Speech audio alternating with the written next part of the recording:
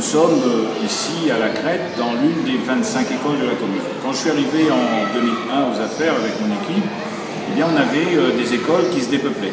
Aujourd'hui, la tendance inverse est reprise et justement pour accueillir cette population, je dirais dans les formes et les normes voulues, il est important de consentir un effort. C'est pour cela que notre dossier prioritaire, parmi d'autres, était celui de l'école en 2001.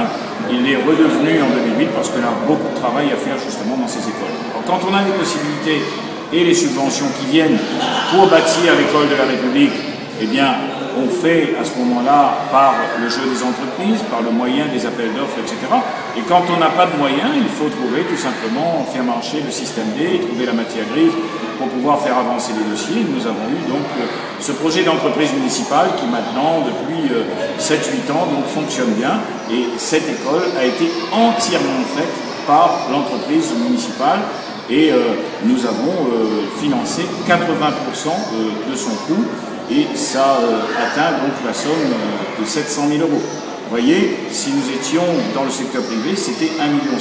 Heureusement qu'on a des personnes qui, justement parce qu'elles étaient au chômage, ont fermé leur entreprise, les artisans du bâtiment notamment, ont pu créer cette entreprise municipale avec nous. Et aujourd'hui, c'est une quarantaine de personnes qui font un travail conséquent. Entreprise municipale où on prend des titulaires, où on prend des permanents, mais où on prend aussi des personnes qui sont en contrat aidé à salaire amélioré sur 2 ans. Alors quand j'entends certains nous dire qu'on fait de la politique, on fait de l'électoralisme avec les contrats aidés, bien voyez ce qu'on arrive à faire. Si bâtir l'école de la République, c'est faire de la politique politicienne, alors il serait temps que l'on change notre métier, ou plutôt que l'on change notre vocation.